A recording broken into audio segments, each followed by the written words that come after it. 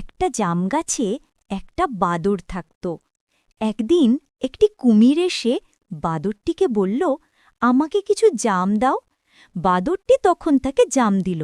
কুমিরটি জাম খেয়ে ভাবল, জাম খেতে এত মজা, তাহলে বাদরটি এতদিন ধরে জাম খায়, তাহলে তার কলিজা কত মজা হবে। তখন কুমিরটি বলল, বাদর ভাই, তুমি আমাকে জাম খাওয়ালে, আমি তোমার কাছে ঋণী হয়ে গেলাম।